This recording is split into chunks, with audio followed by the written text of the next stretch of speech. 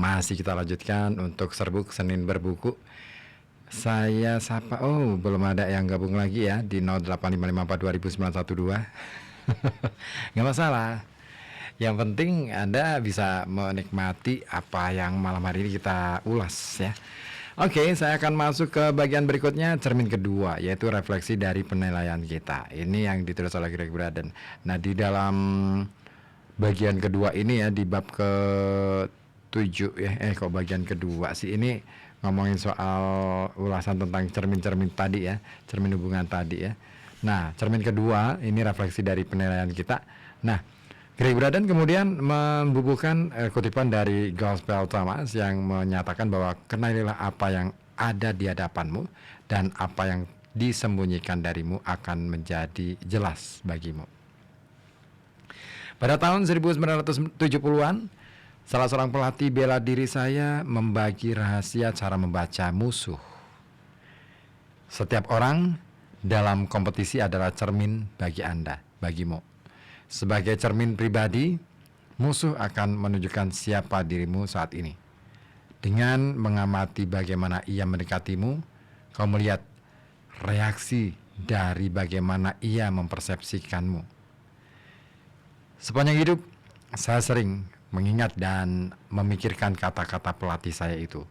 Kemudian, saya mulai menerapkan ucapannya dalam konteks cara orang berperilaku sehari-hari.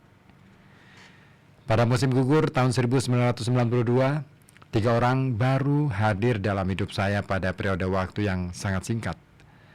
Melalui mereka, saya merasakan 3 hubungan yang paling kuat, sekaligus menyakitkan, yang saya jalani sebagai orang dewasa. Meskipun saya tidak menyadarinya waktu itu, masing-masing orang akan menjadi guru bagi saya lewat cara yang tidak pernah terbayangkan akan dilakukan mereka. Bersama-sama mereka memberikan satu pelajaran yang memastikan hidup saya tidak akan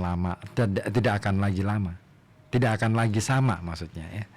Nah, meskipun setiap hubungan berperan sebagai cermin bagi saya pada waktu yang benar-benar tepat, awalnya saya tidak menyadari apa yang bisa dipetik dari mereka. Hubungan pertama melibatkan seorang wanita yang memasuki hidup saya dengan tujuan dan ketertarikan yang sama dengan saya, sehingga kami memutuskan untuk hidup dan bekerja bersama-sama. Hubungan kedua adalah kemitraan profesional yang baru terjalin untuk menyediakan dukungan yang dibutuhkan dalam mengatur dan menyelenggarakan seminar di seluruh negara. Hubungan ketiga adalah kombinasi persahabatan dan hubungan bisnis yang melibatkan seorang pria yang mengurus properti saya ketika saya melakukan perjalanan kerja. Sebagai timbal baliknya, ia mendapat tempat tinggal di salah satu gedung saya yang tidak digunakan dan sedang direnovasi. Kenyataan bahwa ketiga hubungan tersebut menghampiri saya pada saat yang bersamaan seharusnya menjadi tanda bagi saya bahwa ada sesuatu yang akan terjadi. Hampir seketika, ketiganya mulai menguji kesabaran, ketegasan, dan ketepatan hati saya. Saya merasa orang-orang ini membuat saya gila.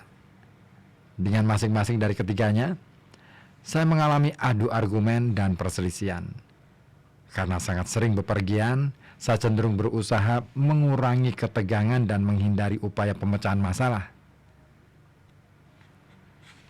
Saya mengambil sikap tunggu dan lihat nanti, wait and see, sampai saya kembali dan perjalanan selanjutnya.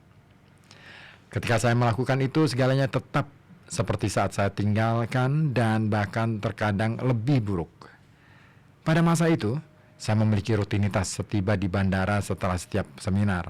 Saya akan mengumpulkan barang bawaan dari area bagasi, mengambil uang tunai secukupnya dari ATM untuk keperluan bensin dan makan, dan mulai menyetir ke rumah selama 4-5 jam. Namun, suatu ketika terjadi peristiwa yang membawa semua hubungan ini ke dalam satu fokus. Setelah mengambil tas, saya pergi ke ATM untuk menarik uang. Saya terkejut karena mesin itu mencetak struk yang menyatakan bahwa saya bahkan tidak punya cukup uang untuk mengisi bensin sebesar $20.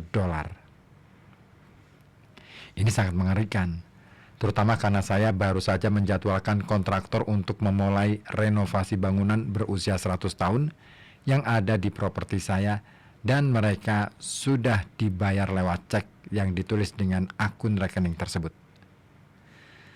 Selain tagihan hipotek, urusan kantor, biaya perjalanan, dan pengeluaran keluarga, mesin ATM ini memberitahu bahwa saya tidak punya apa-apa. Benar-benar tidak ada apapun untuk menutupi kewajiban yang lain. Saya tahu pasti ada kesalahan di sini. Saya juga tahu tidak ada yang bisa dilakukan pada pukul 5.30 Minggu sore di New Mexico. Semua kantor tutup sampai Senin. Setelah meyakinkan penjaga bahwa saya akan membayar tagihan parkir melalui wesel, saya menempuh perjalanan panjang ke rumah dan memikirkan apa yang telah terjadi. Saat menelpon bank pagi berikutnya, saya mendapat lebih banyak lagi kejutan. Sangat tidak bisa dipercaya. Saldo nol tersebut bukan kesalahan. Benar-benar tidak ada sepeser uang pun di sana. Penarikan uang secara tidak sah oleh wanita yang telah saya percayai urusan bisnis benar-benar membuat rekening saya kosong melompong. Karena penalti yang dikenakan pada setiap cek overdraft, saya pun tiba-tiba memiliki saldo negatif akibat ratusan dolar biaya overdraft. Saya kaget dan tidak percaya. Segera amarah menguasai saya, kemudian berubah menjadi kegusaran. Pikiran saya berkecamuk. Teringat akan setiap orang yang sudah saya beri cek dan bagaimana saya tidak bisa memenuhi kewajiban tersebut. Pelanggaran kepercayaan dan pengabaian sepenuhnya terhadap diri dan komitmen saya lebih menyakitkan dari yang saya kira. Lebih buruk lagi, setelahnya di hari itu, hubungan saya dengan mitra bisnis pun bermasalah. Saat membuka kotak pesan dan memeriksa laporan keuangan untuk seminar yang telah diselesaikan, saya melihat ketidaksesuaian biaya. Saya pun segera menelpon untuk memperjuangkan bagian pendapatan saya sesuai hasil yang diperoleh secara rinci. Selanjutnya, pada minggu yang sama, saya kaget ketika tahu bahwa penyewa yang tinggal di properti saya menekuni usaha yang bukan saja bertentangan dengan perjanjian yang kami buat, melainkan juga tidak mendapat izin pemerintah negara bagian New Mexico. Jelas, saya tidak bisa lagi mengabaikan apa yang terjadi di masing-masing hubungan. Ada lebih dari satu cermin. Pada pagi berikutnya, saya menyusuri jalan setapak, menjauh dari area properti saya menuju sebuah gunung yang membayangi lembah di belakang rumah. Dengan doa tanpa suara, saya melangkah hati-hati melewati jalur berlumpur yang cukup dalam dan pecahan batu kerikil, mengharapkan kebijaksanaan untuk menyadari pola yang ditunjukkan kepada saya dengan sangat gamblang, meskipun saya tidak bisa melihatnya. Benang merah apa yang merajut hubungan ini secara bersamaan? Mengingat ucapan sang pelatih bela diri, saya bertanya kepada diri sendiri, apa refleksi umum yang ditunjukkan ketiga orang ini melalui tindakan mereka? Segera saja deretan kata-kata berkelebat di pikiran saya. Beberapa sangat cepat sehingga langsung hilang, sementara yang lainnya tampak jelas. Dalam beberapa detik, 4 kata muncul di antara semuanya: kejujuran, integritas, kebenaran, dan kepercayaan. Saya mengajukan lebih banyak pertanyaan lagi kepada diri sendiri. Jika orang-orang itu mencerminkan diri saya pada saat ini, apakah saya menunjukkan kepada Apa mereka menunjukkan kepada saya bahwa saya tidak jujur? Apakah saya telah melanggar integritas kebenaran dan kejujuran dalam pekerjaan saya? Ketika saya mengajukan pertanyaan-pertanyaan tersebut, sebersit perasaan muncul dari dalam tubuh saya. Di dalam diri saya, sebuah suara berteriak, "Tidak, tentu saja saya jujur. Tentu saja saya punya integritas. Tentu saja saya jujur dan bisa dipercaya." Inilah hal-hal yang mendasari pekerjaan yang saya lakukan bersama orang lain. Pada momen berikutnya, perasaan lain datang menghampiri. Awalnya hanya sekejap, kemudian semakin jelas dan kuat, hingga muncul dengan tegas untuk bisa saya lihat dan ketahui. Saat itu, tiba-tiba cermin menjadi amat jelas. 3 orang yang memasuki hidup saya bukan menunjukkan siapa saya saat ini, melainkan masing-masing dari mereka menunjukkan sesuatu yang lain, refleksi lebih samar yang tidak pernah dikatakan seorang pun kepada saya. Melalui benturan keyakinan dan gaya hidup kita, alih-alih menunjukkan siapa saya, mereka menunjukkan kepada saya hal-hal yang saya nilai. Orang-orang ini menunjukkan kepada saya kualitas yang memicu tuntutan besar dalam hidup saya. Kualitas yang saya rasa telah mereka langgar. Dalam hidup saya saat itu, tanggung jawab, kejujuran, dan integritas adalah sesuatu yang saya junjung tinggi. Saya selalu menilai orang berdasarkan 3 hal itu. Saya menuntut setiap orang yang bersinggungan dengan saya untuk bertanggung jawab, jujur, dan punya integritas. Kemungkinan tuntutan itu telah dibangun sejak masa kecil. Sekejap saja, pengalaman masa lalu saya tiba-tiba menjadi jelas. Seketika saya ingat semua momen ketika kualitas yang sama telah dilanggar dalam hidup saya. Percintaan masa lalu, ketika pasangan saya tidak jujur pada kehadiran orang ketiga di dalam hidup kami.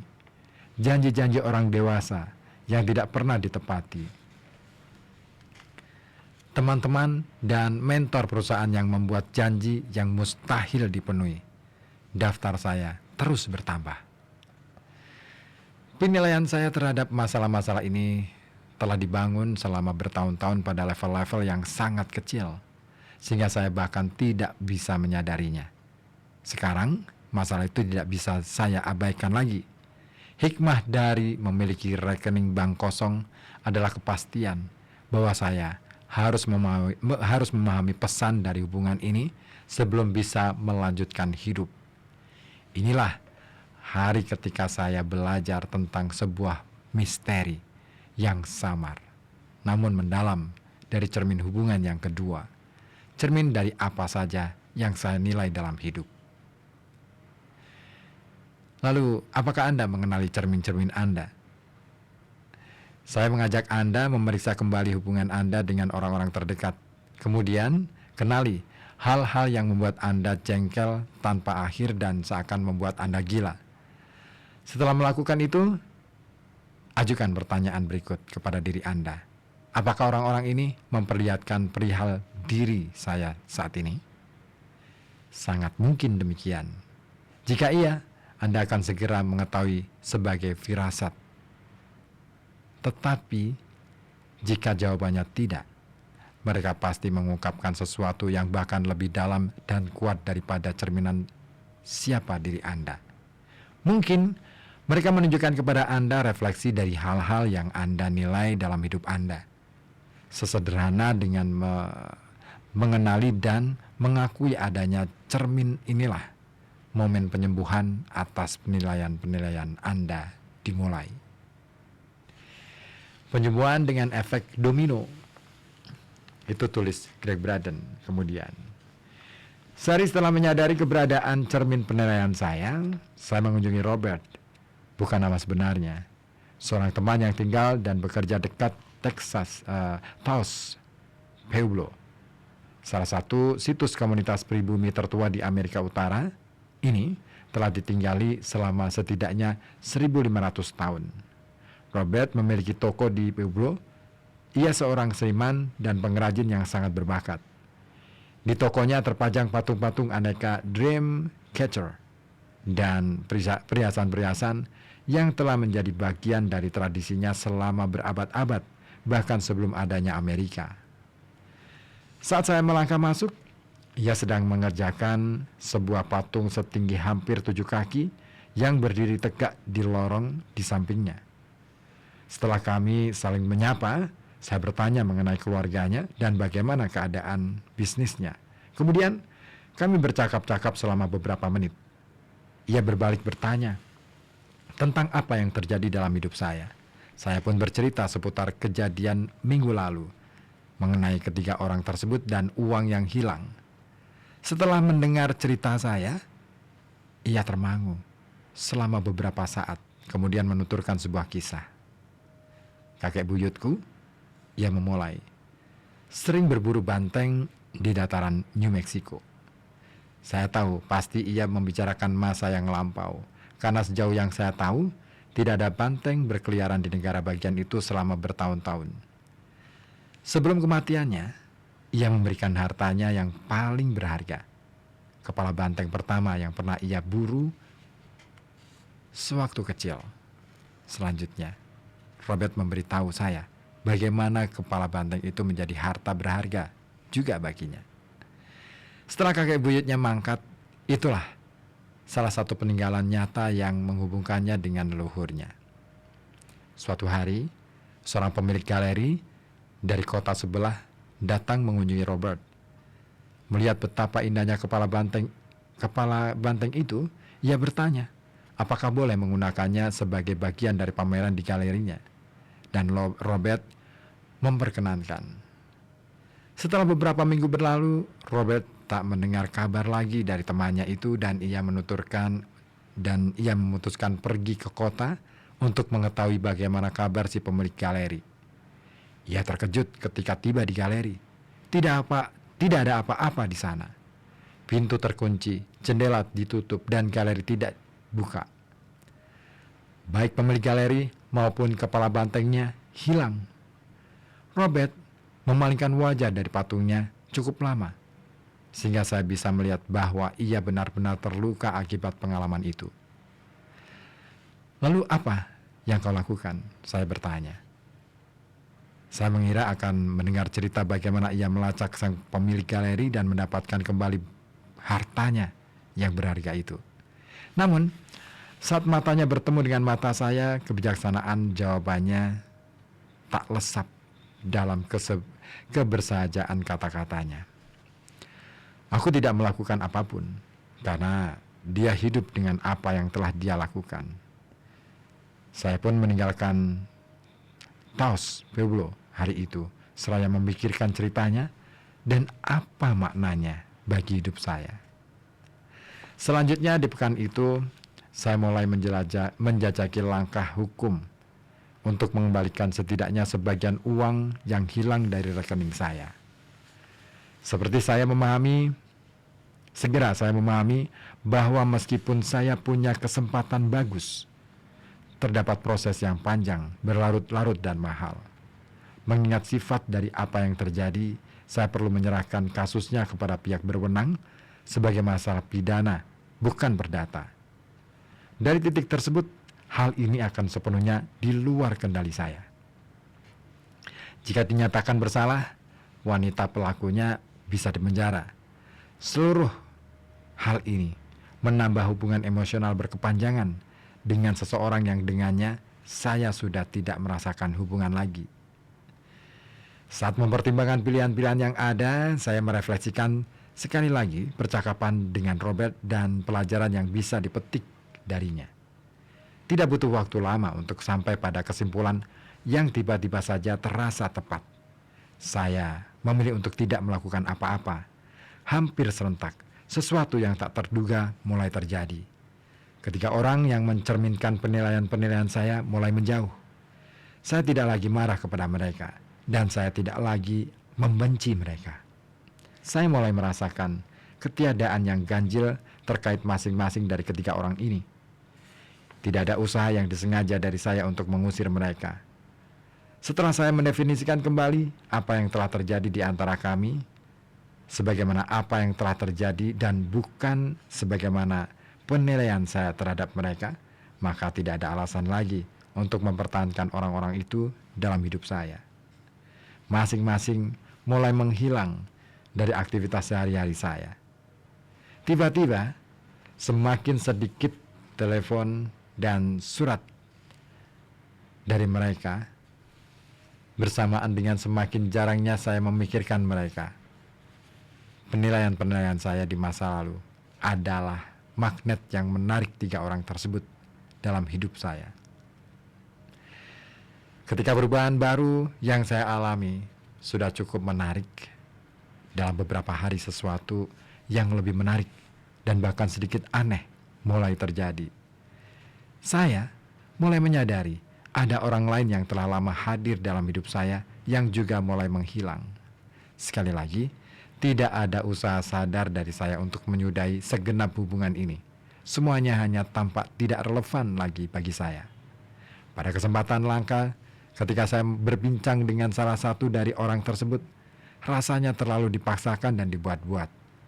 Jika sebelumnya terasa ada kesamaan, saat ini hanya tersisa ketidaknyamanan. Segera setelah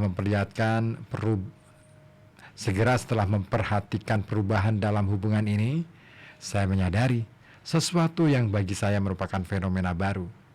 Masing-masing hubungan yang menghilang dari hidup saya terjadi berdasarkan pola yang sama yang mulanya membawa ketiga orang ini ke dalam hidup saya. Pola tersebut adalah penilaian. Selain menjadi magnet yang menarik hubungan tersebut kepada saya, penilaian-penilaian saya telah menjadi lem yang merekatkan mereka bersama.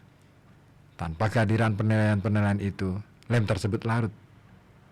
Saya menyadari apa yang terjadi sebagai efek domino. Sekali polanya dikenali di suatu tempat dalam satu hubungan, pengaruhnya berhenti di berbagai level kehidupan saya. Cermin penilaian ini samar, sukar dideteksi, dan bisa jadi tidak masuk akal bagi setiap orang yang menyadarinya. Ketika mendengar keputusan saya untuk tidak melakukan apa-apa, teman-teman dan keluarga merasa bahwa saya menyangkal apa yang telah terjadi.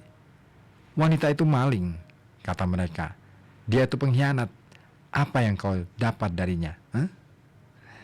Pada level tertentu, pengamatan mereka bisa dibilang benar. Itulah yang terjadi. Tetapi saya merasa jika mengikuti pola hukuman dan ganjaran, saya akan terjebak dalam lingkaran setan yang memperkuat pengalaman seperti itu. Bagaimanapun juga, pada level lainnya, dengan semata menjadi diri sendiri, masing-masing dari ketiga orang tersebut menunjukkan sesuatu mengenai diri saya yang akan menjadi kunci dalam keputusan bisnis yang saya ambil di masa depan. Sesuatu itu merupakan pelajaran berharga terkait makna kepercayaan. Sebelumnya, saya cenderung menganggap bahwa kepercayaan itu bersifat biner. Jadi, antara kita percaya seseorang atau tidak, dan jika percaya, kita akan mempercayai mereka sepenuhnya. Meskipun tidak suka memahami dunia dengan cara yang lain, saya telah belajar dari ketiga hubungan ini bahwa ada level kepercayaan yang harus kita pahami satu sama lain. Seringkali kita mempercayai orang lain dengan tingkat kepercayaan yang melebihi kepercayaan mereka pada diri mereka sendiri. Dan inilah yang baru saja saya alami. Kesadaran akan penilaian yang direfleksikan dalam sebuah hubungan merupakan penemuan kuat yang akan berdampak pada setiap aspek kehidupan. Kepada orang-orang yang telah membantu saya memahami pelajaran ini, saya aturkan terima kasih. Dan kepada orang-orang yang telah menunjukkan sifat-sifat saya sebagai manusia, saya aturkan penghargaan dan terima kasih yang paling dalam karena sudah berkenan memegang cermin tersebut dengan sempurna di hadapan saya. Sungguh, ini pelajaran yang indah dari misteri cermin hubungan yang kedua. Catatan, pada cerita sebelumnya, saya menyinggung untuk mendamaikan tuntutan penilaian tanpa sepenuhnya menjelaskan dengan tepat bagaimana perdamaian itu bisa diraih. Hal ini dibahas secara lengkap dalam buku saya, Secret of the Last Made of Prayer. Di bagian rahasia ketiga, berkat adalah pelepasan. Meringkas kunci utama untuk mengubah penilaian kita, berkat atau blessing adalah rahasia kuno yang melepaskan kita dari penderitaan hidup untuk digantikan dengan perasaan lain. Saat memberkati orang lain untuk sesuatu yang telah melukai kita, untuk sementara kita menangguhkan siklus penderitaan. Untuk sementara dan entah penangguhan ini berlangsung selama sepersekian detik ataupun sepanjang hari, tidak ada bedanya. Seberapapun periode waktunya, selama pemberkatan, sebuah pintu terbuka bagi kita untuk memulai penyembuhan diri kita dan melanjutkan hidup. Kuncinya adalah bahwa selama beberapa selang waktu, kita terlepas dari penderitaan secara cukup lama, sehingga memungkinkan hal ini masuk ke hati dan pikiran kita. Kekuatan keindahan. Wow, keren. Ya, penilaian kita terhadap segala sesuatu pastinya akan diuji. Dan itulah pengalaman Greg Braden. Kira-kira apakah itu yang juga sedang Anda alami? Oke. Ada yang sudah bergabung dari Haidar Fikri. Oke deh, hanya ngabarin aja. Oke, terima kasih. Siapa lagi nih? Takim. Assalamualaikum, waalaikumsalam. Selamat malam Mas Ribut, hadir menyimak nih. Malam Selasa biasa monitor, nunggu ngaji rutin di musola rampung dulu. Oke, sudah sampai bab berapa nih? Bab ke-7 ya. Aha, ketinggalan jauh kayaknya. Oke, iya. Katanya aku nyimak serbuk, kok mirip kenyataan ya. Ya, yang ditulis oleh Greg Braden adalah memang kenyataan. Ya, karena kalau kita bicara tentang apa yang fakta ya, fakta itu yaitu peristiwa yang tampak, bisa dialami, dialami, dirasakan, dilihat, didengar. Tetapi realitas, nah fakta ini sebenarnya ingin menggambarkan atau mencerminkan tentang realitas yang sesungguhnya. Nah, realitas yang tersembunyi di balik fakta. Wah, berlapis-lapis. Makanya Greg Braden mencoba untuk menganalisis ini dengan menggunakan pola 5 cermin hubungan. Nah, tadi di cermin yang pertama itu ngomongin soal apa tadi, saya lupa mana. Ini dia cermin pertama, refleksi dari peristiwa saat ini. Nah, refleksi dari peristiwa saat ini itu dia mencoba untuk menjelaskan bagaimana kemudian apa yang terjadi di saat ini. Sebenarnya kita sering tidak tahu ada pola-pola yang tersembunyi dari sesuatu yang lain, ataupun misalkan teman kita atau yang lainnya. Nah, kemudian dia mencoba memberi contoh peristiwa kucingnya ya. Coba deh nanti ditengok di YouTube ya, ada tuh. Oke, nah sementara cermin yang kedua adalah refleksi dari penilaian kita. Jadi yang namanya penilaian kita itu kadangkala ya, itu perlu diuji bahwa hidup itu harus begini. Oke. Akhirnya ke realitas dunia ya. Realitas dunia itu sesuatu yang abstrak ya, yang kita realitas itu nggak bisa disebut sebagai fakta ya. Fakta itu hanya cermin kecil aja. Nah, realitas dunia akhirnya mencoba menguji apa yang kita pikirkan, apa yang kita nilai dari segala sesuatu. Nah, akhirnya terjadilah itu. Nah, tetapi di sisi lain, dengan penilaian itu kita akan menemukan bahwa siapa orang ataupun siapa yang akhirnya layak untuk kita pertahankan dalam berhubungan, dan siapa yang dia akan pergi dengan sendirinya kok tanpa kita melakukan apa-apa. Seperti yang dicontohkan oleh Greg Braden dengan peristiwa Robert, temannya yang seorang seniman. Boleh-boleh saja dia kehilangan kepala banteng yang menjadi warisan dari kakeknya, tetapi di satu sisi justru dengan cara itu akhirnya dia bisa mendapatkan pelajaran yang terpenting, bahwa orang yang mengambil apa yang dia miliki, ya kan? Dan ya begitulah ya.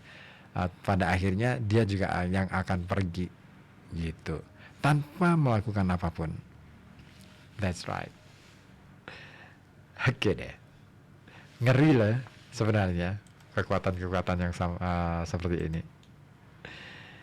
Oke. Siapa nih? Abbas. Assalamualaikum. Waalaikumsalam Mas Ribut. Lagi jadi mahasiswa dadakan Fakultas Filsafat.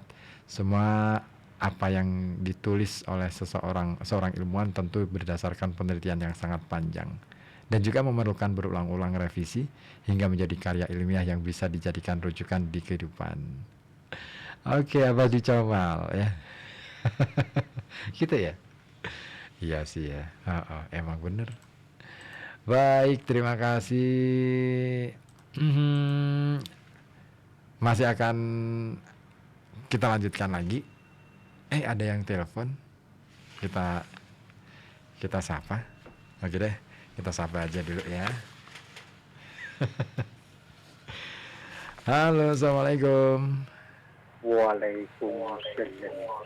Oh, Lek Gopar. Gimana Lek Gopar?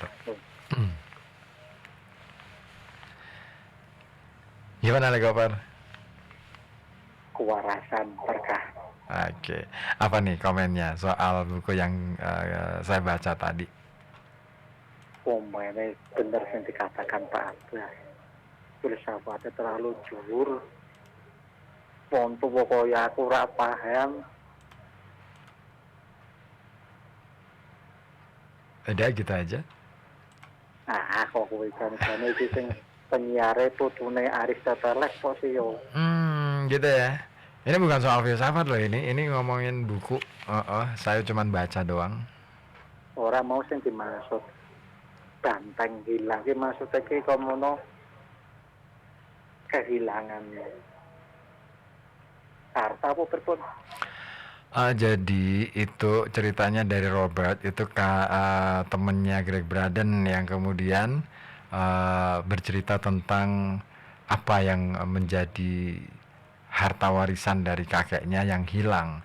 Awal mula dipinjam oleh temannya untuk dipamerkan di galerinya, terus kemudian ketika berminggu-minggu kok nggak ada kabar, akhirnya si Robert ini mencoba untuk menelisik kemana ini kepala banteng yang ini menjadi harta benda atau warisan dari kakeknya. Terus akhirnya ternyata sudah nggak ada, galerinya juga tutup, dan akhirnya oh ya udah kalau memang begitu ya udah, dia nggak melakukan apa-apa. Tetapi di sisi lain dengan membiarkan semacam itu tanpa Robert melakukan apa-apa, dia akhirnya mendapatkan hal yang menarik dalam kehidupannya, bahwa ya orang akan meninggalkan menjauh dari circle-nya, karena justru dengan cara itu dia akhirnya jadi tahu who is he, siapa dia, itulah.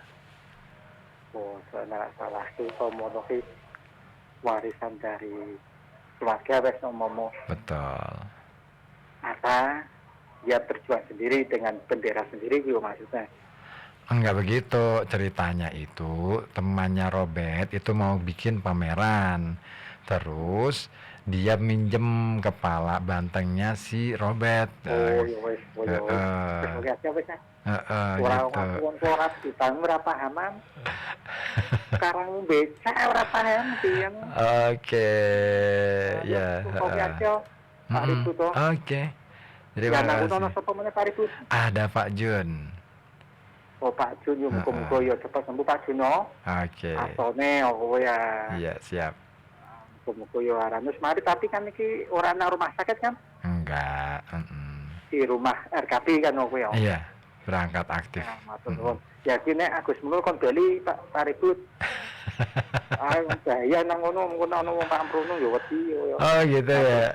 Oke, siap. Assalamualaikum warahmatullahi wabarakatuh. Waalaikumsalam warahmatullahi wabarakatuh. Ya, Lek Gopar ya di sini. Baik. Masih ada cermin yang ketiga, yaitu refleksi dari apa yang kita berikan hilang atau diambil dari kita. Mau dilanjut atau nanti? Oke deh, kita lanjut aja dulu ya. Ini kayaknya menarik nih, yang cermin ketiga ini. Eh, si Greg Braden ini kemudian membubuhkan kutipan dari Gospel Thomas. Dikatakan bahwa kerajaan Bapa seperti seorang wanita yang sedang memikul guci penuh makanan. Saat ia berada di jalan, masih cukup jauh dari rumah, gagang guci pecah dan makanan tumpah di belakangnya di jalan. Ia tidak menyadarinya. Ia tidak menyadari adanya petaka. Setiba di rumah, ia meletakkan kuncinya dan melihatnya kosong. Wah, bisa dibayangkan ya gimana peristiwanya. Baik, Greg Braden menulis begini. Rasa cinta, welas asih, dan kepedulian Anda seperti makanan di dalam guci pada tamsil di atas. Sepanjang hidup Anda, hal itu menjadi bagian dari diri Anda yang menghibur, menjaga, dan mendukung orang lain, dan juga Anda pada masa-masa berat. Saat kita kehilangan orang-orang, tempat, dan segala sesuatu yang kita sayangi, cinta, dan welas asihlah yang memungkinkan kita bertahan hidup dan melewati pengalaman-pengalaman berat tersebut. Karena kita membagikannya secara sukarela, cinta, welas asih, dan kepedulian juga menjadi bagian dari diri kita yang paling rentan hilang dan dengan lugu diserahkan begitu saja atau direnggut dari kita oleh orang-orang yang memiliki kekuatan atas kita. Setiap kali kita cukup percaya untuk mencintai atau menjaga orang lain dan kepercayaan ini dilanggar, kita kehilangan sedikit bagian dari diri kita dalam pengalaman tersebut. Keengganan untuk mengalami kembali kerentanan itu merupakan bentuk perlindungan kita, cara kita bertahan dari luka terdalam dan pengkhianatan. Dan setiap kali kita menutup akses terhadap sifat sejati kita, yaitu welas asih dan kepedulian kita ibarat makanan yang sedikit demi sedikit tumpah dari guci yang dibawa sang wanita. Manakala kita tiba pada suatu titik di dalam hidup kita, ketika kita benar-benar ingin membuka diri dan berbagi dengan orang lain, kita merengkuh ke dalam batin kita untuk menemukan cinta, tetapi kita tidak menemukannya. Kita telah kehilangan diri sendiri sedikit demi sedikit akibat pengalaman-pengalaman buruk yang kita alami. Kabar baiknya di sini adalah bagian diri kita yang tampak kosong itu tidak pernah benar-benar hilang. Bagian itu tidak lenyap selamanya. Itulah bagian dari esensi sejati kita, bagian dari jiwa kita. Dan sebagaimana jiwa kita tidak bisa dihancurkan, inti dari sifat sejati kita tidak bisa hilang. Ia hanya tertutupi. Mengenali bagaimana kita menutupinya sama saja dengan menempuh jalur cepat menuju penyembuhan. Mengembalikan bagian dari kita, maksudnya mengembalikan bagian dari diri kita yang hilang, barangkali adalah ekspresi tertinggi dari penguasaan pribadi kita. Pada awal karir saya di industri pertahanan, saya bekerja sebagai bagian dari tim yang mengembangkan perangkat lunak untuk sistem persenjataan. Saya dan para kolega berbagi ruang kerja kecil dengan meja, kursi, dan kubikel khas angkatan udara.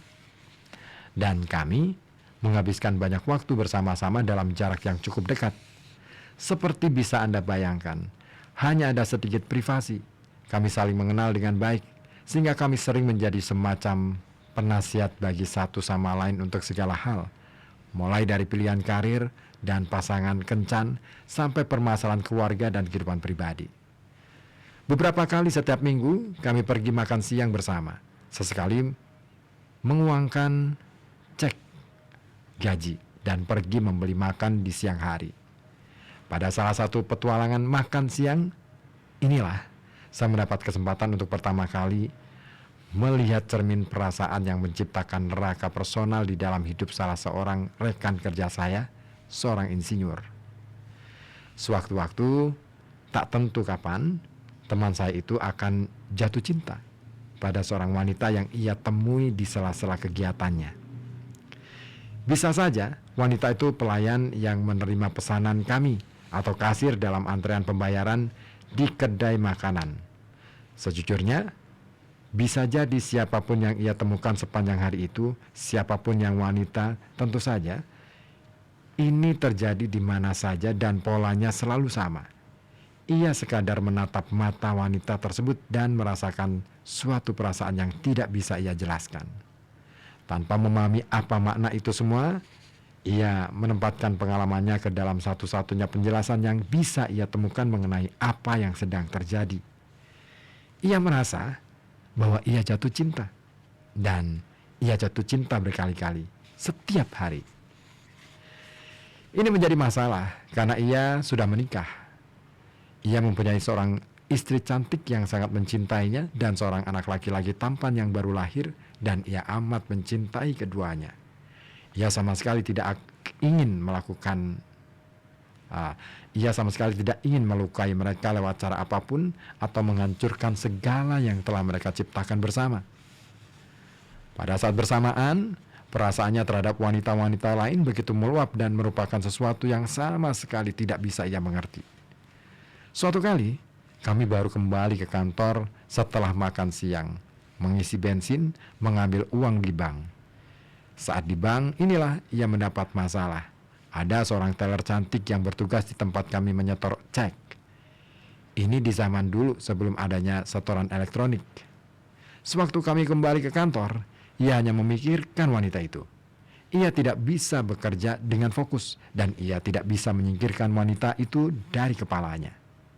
Bagaimana kalau dia pun memikirkanku saat ini? Ia bertanya, bagaimana jika dia yang selama ini aku cari-cari?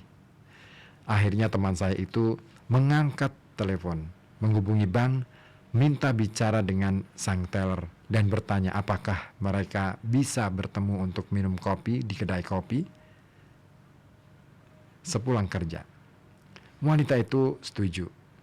Tapi ketika mereka berada di kedai kopi, teman saya menatap mata perempuan yang menyajikan minuman kopi dan jatuh cinta kepada perempuan itu. Untuk alasan-alasan yang sudah dipahaminya, teman saya itu terdorong untuk memulai kontak dengan para wanita yang ia percaya bahwa dirinya punya perasaan tertentu pada mereka. Dengan melakukan itu, ia membahayakan semua yang ia sayangi, termasuk istri, anak, dan karirnya. Apa yang terjadi padanya? Apakah Anda pernah mengalami pengalaman serupa, meskipun dalam skala yang lebih kecil? Apakah Anda pernah berada dalam hubungan yang bahagia, penuh komitmen, lalu tiba-tiba sesuatu terjadi? Atau mungkin Anda sedang tidak menjalin hubungan atau bahkan tidak mengharapkannya ketika pada suatu hari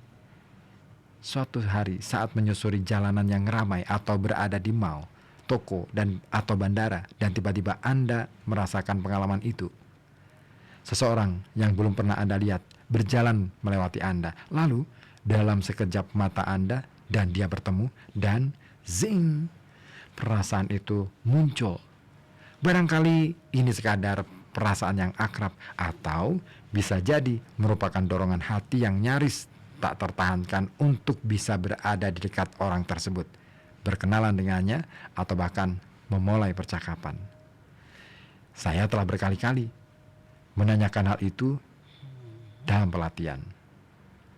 Menariknya, saya menyadari jika kita benar-benar jujur pada diri sendiri, hubungan semacam ini seharusnya tidak terlalu aneh. Saat hal ini terjadi, biasanya pertemuan berlangsung seperti berikut. Meskipun mata keduanya bertatapan dan mereka jelas-jelas merasakan adanya rasa, salah seorang akan mengabaikan momen itu. Namun, sepersekian detik berselang, sesuatu yang tidak bisa disangkal terjadi.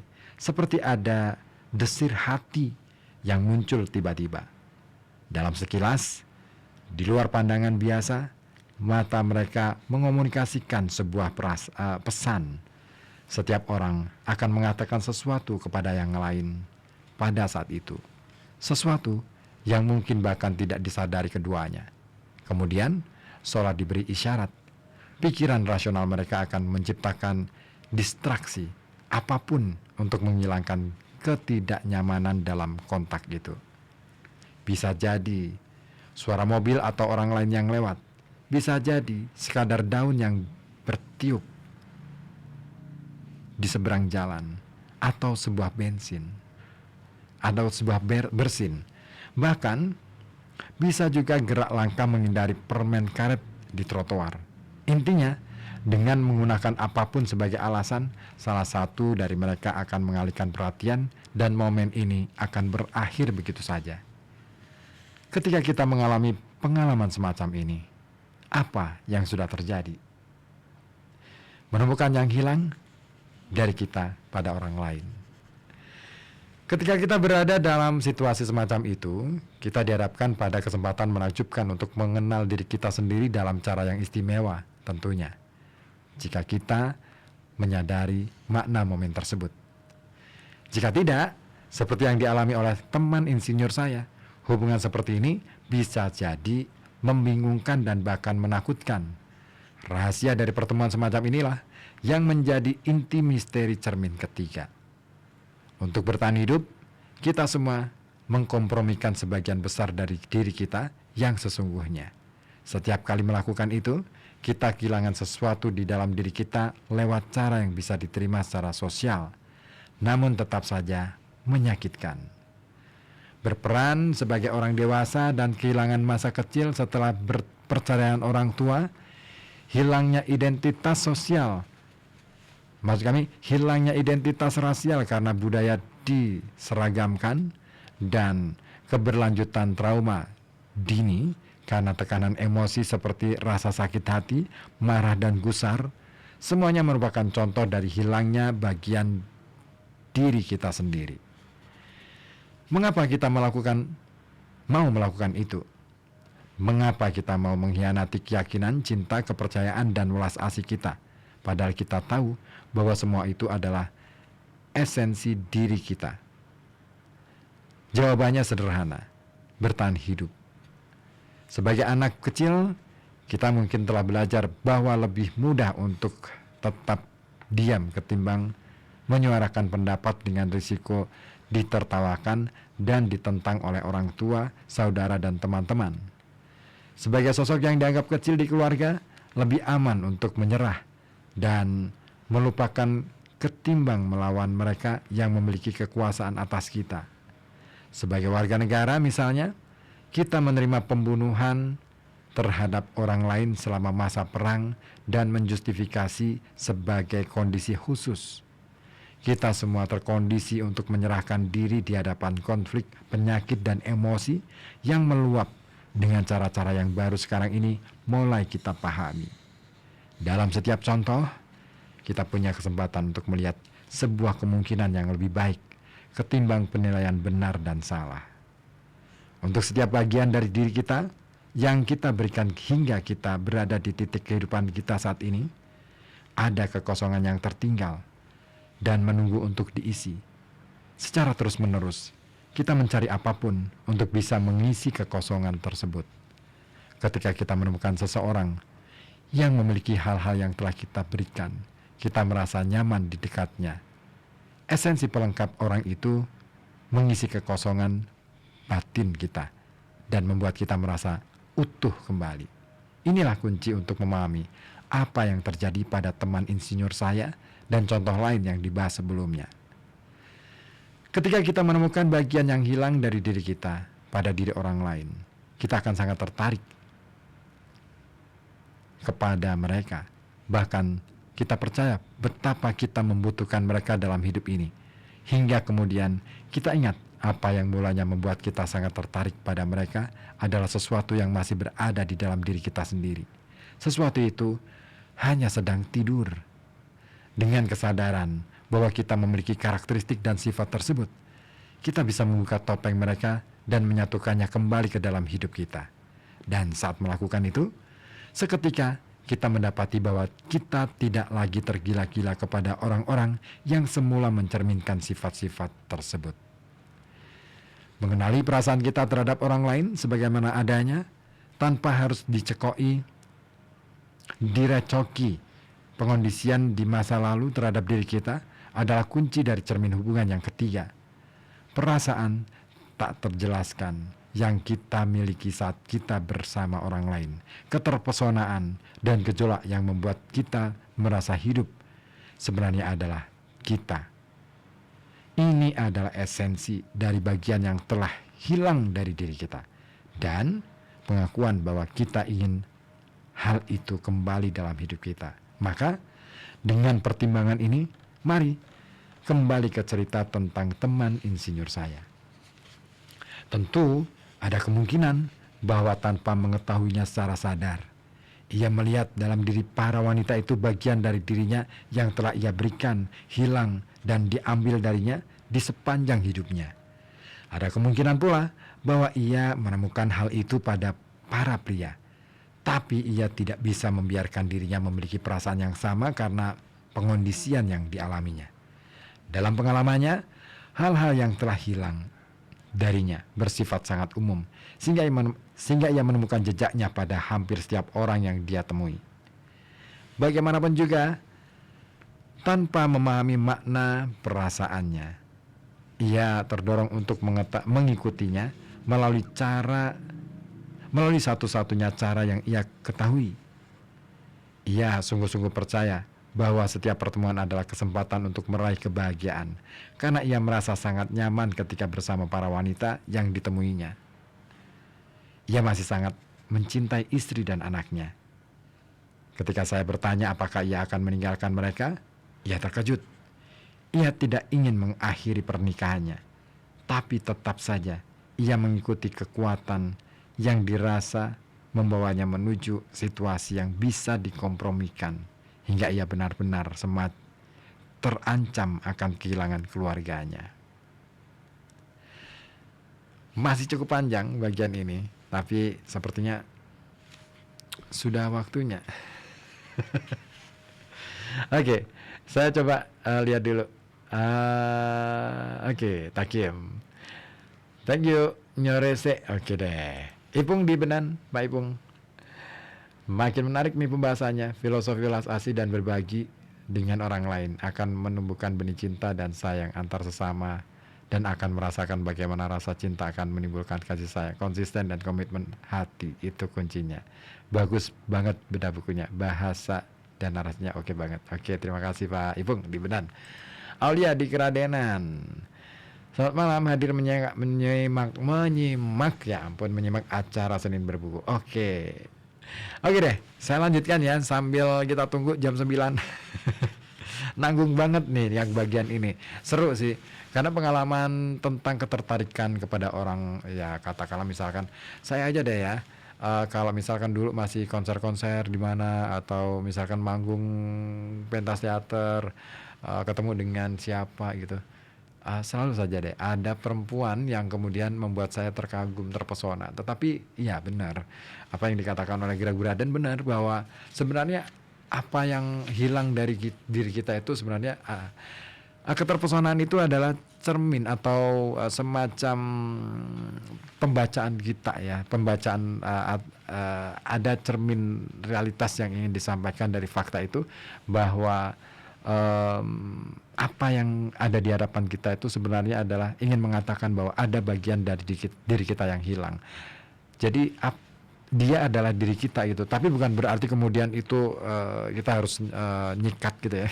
Enggak gitu konsepnya. Tetapi kita perlu yang namanya semua ada di dalam diri kita. Jangan sampai kemudian dengan keterpesonaan kita justru makin hilang. Nah itu dia. Oke, nah Pak Gusoro di Karangjompo juga menyimak. Terima kasih ya, Pak Gusoro. Nah kemudian di bagian berikutnya, cara mengetahui apa yang disampaikan ketertarikan Anda. Wah ini asik nih. Masing-masing dari kita mahir memberikan sebagian dari diri kita yang dirasa dibutuhkan pada saat itu untuk pertahanan fisik ataupun emosional. Ketika kita melakukannya, mudah untuk melihat bahwa diri kita pada saat itu berada dalam posisi yang tidak terlalu kuat. Bagi sebagian orang, pertukaran memberi dan menerima terjadi bahkan sebelum kita mengetahuinya dan kita tidak menyadari apa yang terjadi. Bagi sebagian orang lain, ini pilihan sadar. Suatu sore, saat saya masih bekerja di perusahaan pertahanan yang sama dengan teman insinyur tadi, undangan yang tidak diduga-duga mendarat di meja kerja saya. Undangan ini tentang sebuah presentasi informal yang harus dilakukan di hadapan Gedung Putih dan lembaga militer resmi untuk sistem persenjataan yang baru didanai bernama Strategic Defense Initiative atau SDI, atau secara populernya disebut Star Wars.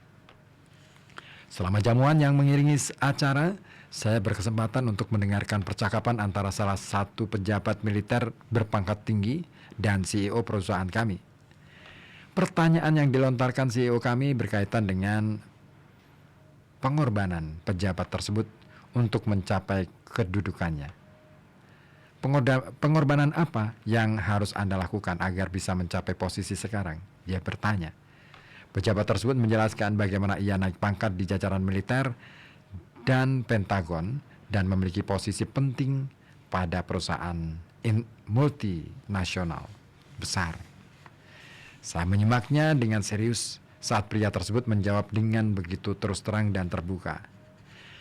Untuk mencapai kedudukan saya saat ini, ia memulai. Saya tunduk kepada sistem. Saya memberikan hidup saya. Setiap naik pangkat, saya kehilangan bagian lain dari diri saya dalam hidup. Suatu hari, saya sadar bahwa saya sudah berada di level atas dan saya meninjau ulang hidup saya. Saya lalu menyadari bahwa saya telah menyerahkan sangat banyak dari diri saya sendiri, sehingga tidak ada yang tersisa. Perusahaan dan militer memiliki saya. Saya telah melepas hal-hal yang paling saya cintai, istri, anak-anak, teman-teman, dan kesehatan saya. Saya menukar semuanya dengan kekuasaan, kekayaan, dan kontrol. Saya terkesima pada kejujurannya. Meskipun mengakui ia kehilangan dirinya dalam proses yang dijalaninya, ia menyadari apa yang telah dilakukannya. Ia sedih, tapi baginya ini harga yang setimpal untuk meraih posisinya. Meskipun mungkin bukan untuk alasan yang sama, masing-masing dari diri kita bisa jadi melakukan sesuatu yang nyaris serupa sepanjang hidup. Bagi sebagian besar dari kita, tentunya tujuannya bukan untuk kekuasaan, melainkan lebih cenderung untuk bertahan hidup. Saat Anda bertemu dengan seseorang dalam hidup Anda yang memercikkan perasaan yang akrab, saya menyarankan Anda untuk membenamkan diri dalam momen itu. Sesuatu yang langka dan berharga tengah terjadi pada Anda berdua. Anda baru saja berjumpa dengan seseorang yang menyimpan bagian dari diri Anda yang selama ini Anda cari-cari dan rindui. Seringkali ini merupakan pengalaman dua arah. Dengan seseorang lainnya tertarik kepada Anda untuk alasan yang sama. Dengan kearifan dalam diri Anda, mulailah sebuah percakapan. Mulailah berbicara tentang apapun untuk mempertahankan kontak mata. Saat Anda berbicara, dalam hati, tanyakan kepada diri Anda pertanyaan sederhana ini. Apa yang saya lihat dari orang ini yang telah saya berikan hilang atau diambil dari diri saya? Segera sebuah respons akan muncul dalam pikiran Anda. Mungkin semacam kesadaran atau suara dari dalam diri Anda yang Anda kenali dan telah muncul sejak Anda kecil. Jawabannya seringkali berupa kata-kata tunggal atau frasa pendek. Dan tubuh Anda mengetahui mana yang berarti bagi Anda. Mungkin Anda sekadar mempersepsikan kecantikan dalam diri orang tersebut dan Anda rasa yang Anda rasa hilang dari diri Anda saat itu. Mungkin pula ini tentang kepolosan seseorang dalam hidup.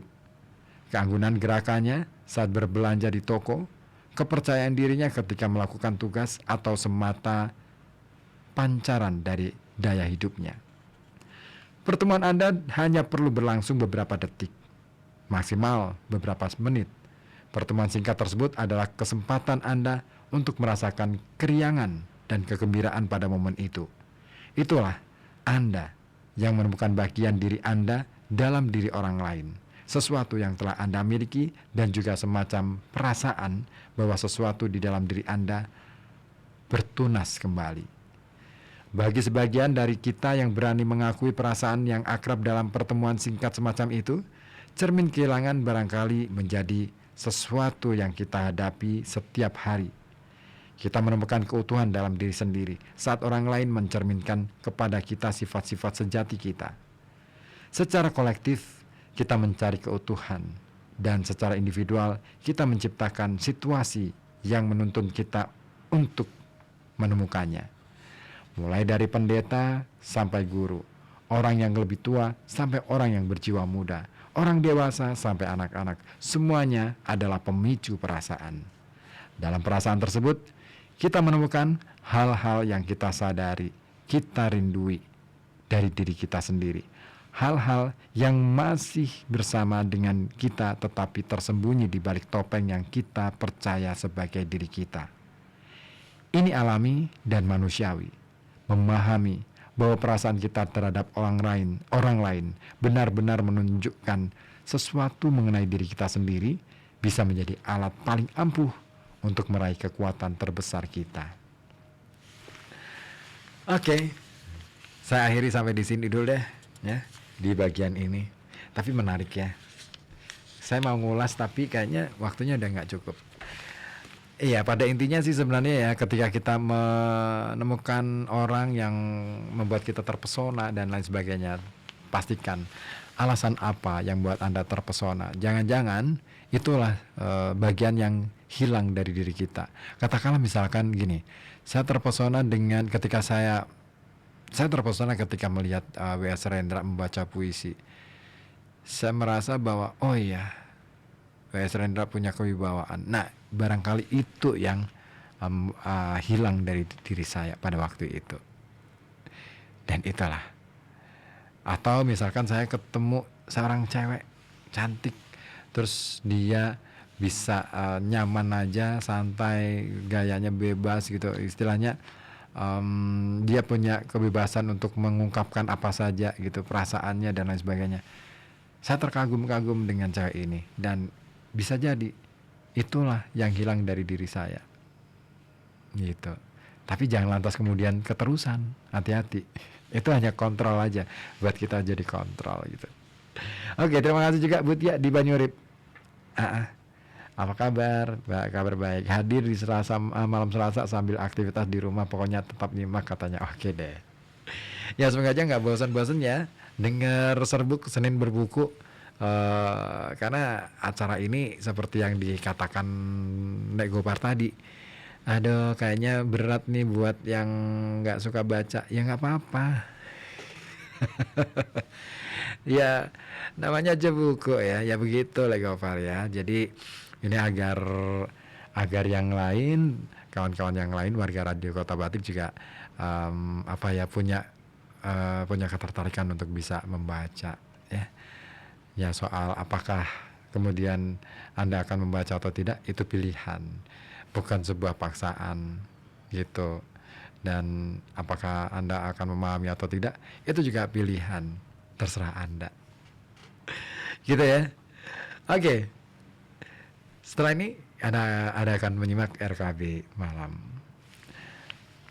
Serbuk harus saya akhiri sampai di sini. Terima kasih atas kebersamaan Anda.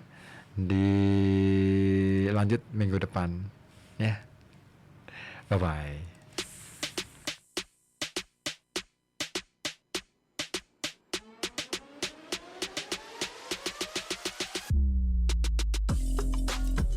Baru saja Anda simak Serbuk Senin Berbuku persembahan FM 91,2 Radio Kota Batik. Dengan membaca, kita berluas wawasan, perdalam pengetahuan, dan makin bijaksana kita dalam berpikir dan bersikap. Salam literasi dan sampai jumpa di program Serbuk Senin Berbuku minggu depan.